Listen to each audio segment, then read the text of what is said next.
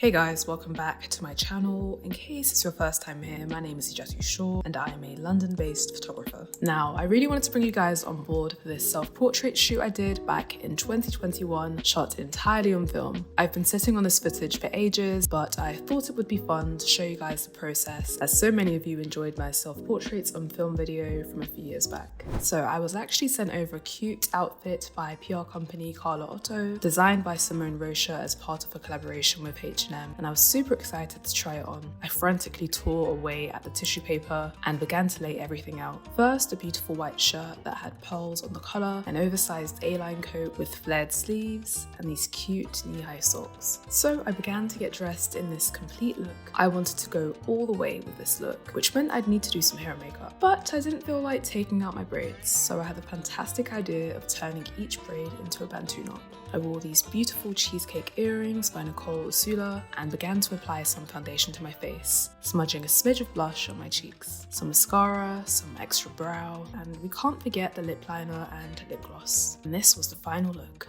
Very extra, a bit heavy on the blush there, but it was cute.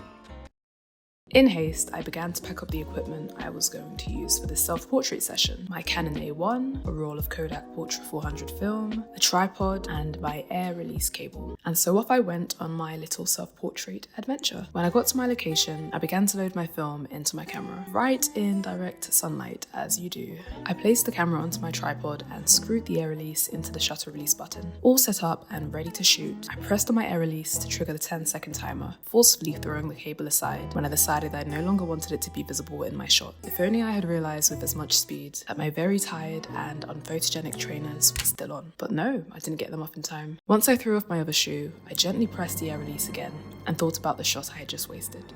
With my mind occupied by the rising price of film, I just stood there posing, waiting for the 10-second timer. But all of my poses and efforts went unseen because I had forgotten to advance my film. As soon as I solved the problem, I fell back into my pose. And although I was distracted by my socks, the shot came out okay. I set up my next shot and posed once again, aiming for better focus this time, in the photographic sense also. I was quite keen on taking some mid-frame shots, and so I focused on the bush behind me and hoped for the best. My spatial awareness isn't the greatest, and I did have a feeling I wasn't quite in the frame. That feeling was correct. And so I tried again, but this time, my positioning was even worse. Great pose though. I tried again for the last time, and decided it was time to change my background. I focused on a spruce tree that was about my height and briskly walked towards it, trying my best to beat the 10-second timer when the camera caught me in a Drake-esque stance.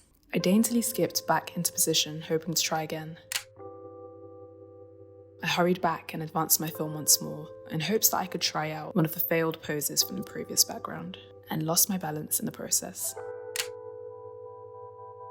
I moved the tripod closer to give myself a second chance at a mid-length shot. I focused on the fir tree, set my timer, and walked to it as quickly as I could. I then exchanged an awkward look with a passerby and his dog, and my worried glance did of course make an appearance in the shot. In the chaos of this unwanted company, I had unknowingly pressed the shutter release button as I moved my tripod forward. Once the coast was clear, I set up another mid-frame shot, this time taking my cable release with me. I was worried that my shots didn't have much variety to them, so I thought I'd take some landscape photos as well. Although my framing was off for that second shot. This pattern of terribly framed shots continued when I moved the tripod closer. I used a nearby tree trunk to help with my focusing, but time and time again, I just seemed to miss the mark. After some deliberation, I decided it would be more effective to focus in on something I could put my head right up against, and so I pointed my lens towards the ground and focused on a small yellow flower, which I then leaned into. I focused on the flower once more and posed, looking in a different direction. I wanted to change the angle of my camera, so I shortened my tripod, switched the camera back to landscape, and posed some more. I then tried out a few more landscape reclining on the ground shots.